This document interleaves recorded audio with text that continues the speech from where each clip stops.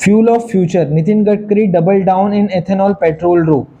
India का target था कि 20% इथेनॉल इन पेट्रोल में ऐड हो जाए, और इसको हम लोग क्या कह रहे हैं, E20 फ्यूल कहा जा रहा है।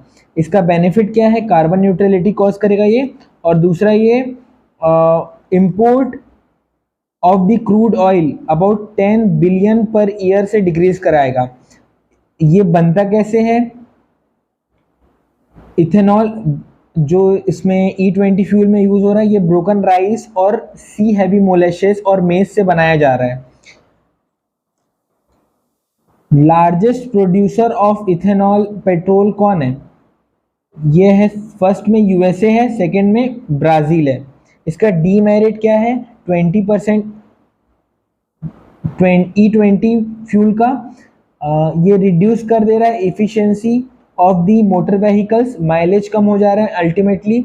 और दूसरा पोटेंशियल इंजन वियर और कॉम्पैक्टिबिलिटी इशू, के जो गाड़ियाँ E20 फ्यूल के हिसाब से नहीं बनी है उनको कॉम्पैक्टिबिलिटी इशू आ रही है।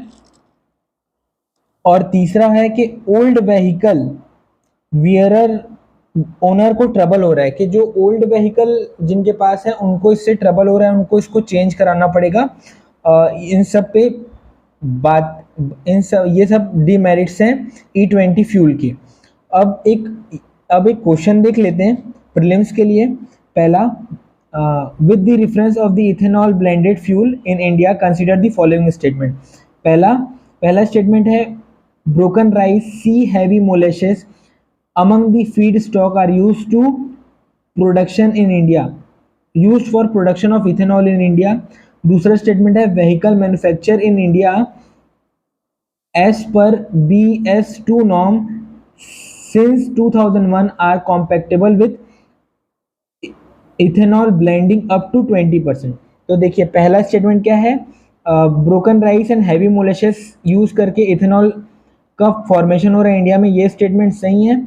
और दूसरा स्टेटमेंट क्या बोल रहा है, vehicle manufacture in India as per BS2 norm are compatible for the E20 petrol, ये स्टेटमेंट गलत है। ये स्टेटमेंट गलत है, जो कि 2023 से पहले जो गाड़ियां बनी थी वो E15 के लिए कॉम्पैक्टेबल थी।